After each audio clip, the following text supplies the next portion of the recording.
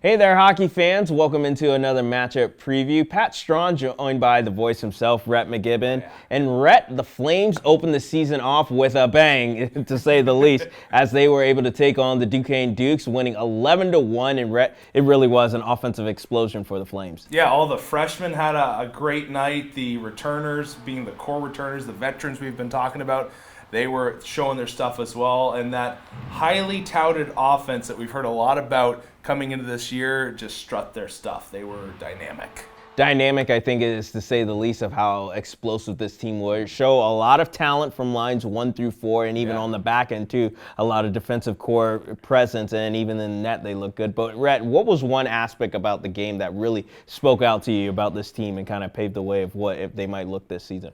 A couple things. I think they're quick, and we've heard about it. They said, hey, we're fast, so that was an obvious thing. I think they were patient in the offensive zone, and a lot of that had to do with Artie Lakaitis. This guy, I just love watching him in the offensive zone. So patient with the puck. He's got speed. If he wants to use it, he can wheel, but he controls and protects the puck extremely well along the boards. He uses his legs to kind of create space and keep defenders away from him. He can puck handle too. He, in soccer terms, nutmegged a bunch of guys the other night, just going through people's legs with a puck, making some nice finesse moves. Now, I'm curious to see if he can still maintain that style of play when some bigger teams and some more skilled teams come to the LIC. But he was a big plus on my side. And then also the PK. I thought they were very effective, and they did a great job of just taking away time and space in the neutral zone. And when you want to win a national championship, and that's the goal for the team this year, you have to have a great PK. And I thought the guys that were on the PK lines did a nice job of just buying into the system, making it very difficult for the Duquesne power play to set up. Well, we heard from Rhett McGibbon on what was impressive to him. Now let's hear from the head bench boss of the Flames and Kirk Handy and see his thoughts, not only on the Duquesne Dukes, but also getting ready for the Crimson Hawks in IUP. We're happy with the way we started the year. You know, in games like that, first game of the year, you're always going to have times where you're happy with your play and times where you like to see your play be a little better. But you know, it's early in the year, and we're happy with the way we came out. Yeah, it's made the week a little shorter, but you know, we've adjusted practice and adjusted our schedule to it. But we're real excited to play a Thursday night game. We haven't played a Thursday night game and who knows how long as I can remember. And then to turn around and play again at the midnight game Friday will be real exciting for us.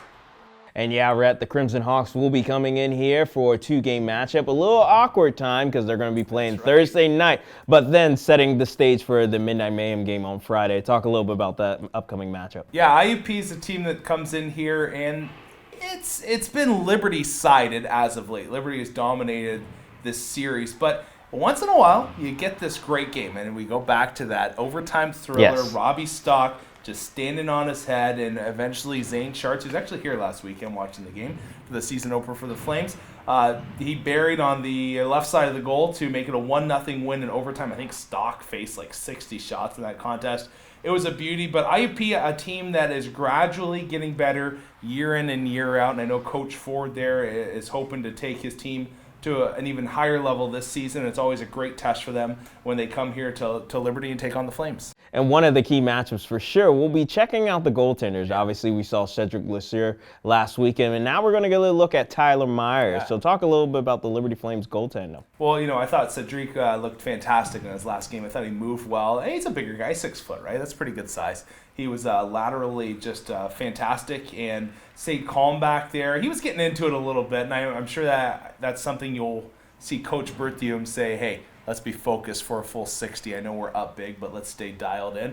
Now Tyler Myers enters the picture, I'm sure, this weekend against the Crimson Hawks, and he's a guy that has NCAA D3 experience. He's another bigger body. He's right around that 6 foot range, and I'm excited to see him. These are 2 young goaltenders that the Flames have in the system now, and we saw Lesseur the first night looked really good. I am expecting nothing less from Myers because kind of Cedric said, you know, the healthy competition here, ball's in your court now, Tyler. Let's see how you perform. And I'm sure Tyler Myers is going to be dialed in, ready to go, and is going to play extremely well because he wants his portion of ice time in the blue paint.